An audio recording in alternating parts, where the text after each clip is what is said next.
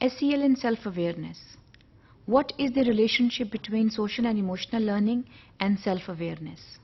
Social اور emotional learning جو ہے اس سے self-awareness حاصل کرنے میں بہت مدد ملتی ہے کیونکہ جب آپ ایموشنز اینڈ فیلنگز پر توجہ دیتے ہیں تو وہاں پر آپ ایکوریٹلی اپنی اسٹرینتھس اینڈ ویکنیسز کو اسیس کر پاتے ہیں.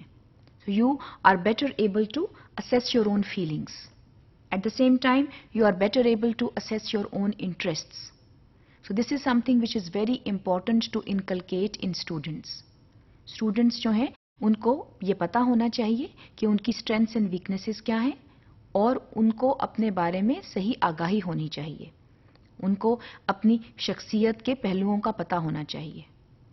ان کے جو ہے مسائل کیا ہیں، ان کی ویکنیسز کیا ہیں، ان کے پازیٹیو فیچرز کیا ہیں، ان سب کے بارے میں آگاہی ہونی بہت ضروری ہے.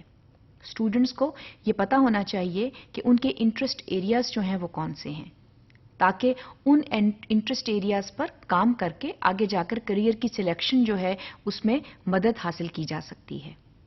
So a student who is good in social and emotional learning is better able to judge his own self. اس کے علاوہ جو سوشل اینڈ ایموشنل لرننگ ہے اس میں جو سیلف اویئرنیس اس کے ذریعے آتی ہے اس میں student knows how to value his اور ہر اسٹرینتھس. یہ بہت ضروری ہے. اپنے اسٹرانگ ایریاز کے بارے میں پتہ ہونا اور آگاہی رکھنا بہت ضروری ہے. فار ایگزامپل اگر آپ ایک اچھے کرکٹر ہیں یا ایک اچھے ہاکی پلیئر ہیں تو اس میں جو ہے آپ کی وہ ایک اسٹرینتھ ہے. اس میں جب آپ کو اس کے بارے میں پتا ہوگا کہ یہ میری اسٹرینتھ ہے you feel good about yourself. You develop a sense of self efficacy. اور سوشل اینڈ ایموشنل لرننگ کے تحت آپ اپنی اس اسکل کو لے کر آگے جا سکتے ہیں اور ایک اچھے پلیئر بن سکتے ہیں. So basically there is a close connection between the two concepts. ہم یہ کہہ رہے ہیں کہ سوشل اور ایموشنل لرننگ جو ہے it helps in building the self awareness of students. اب جب ہم سیلف اویئرنیس کی بات کرتے ہیں تو اس میں ویریس پرنسپلز ہیں جو ان ایکشن آتے ہیں. For example through self awareness آپ کو اپنی نیڈس کے بارے میں پتہ چلتا ہے. آپ کو معلوم ہوتا ہے کہ آپ کی اسکلز کیا ہیں. اس کے علاوہ آپ کے پرسنل انٹرسٹس کیا ہیں.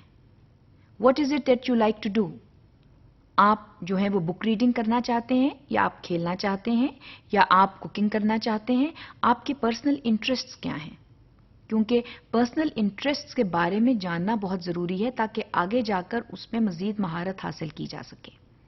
اس کے علاوہ what is your value system. اور ویلیو سسٹم جو ہے وہ سوشل ایموشنل لرننگ کے تحت بہت زیادہ جو ہے حاصل کیا جا سکتا ہے.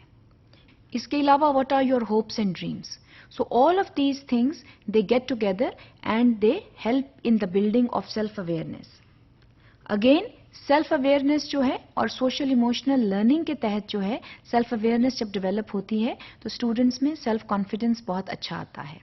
Students become self-confident and they know their strengths and weaknesses. اور self-confidence plays a remarkable role in the academic journey of a student. So you need to be working on your self-confidence and that comes through self-awareness.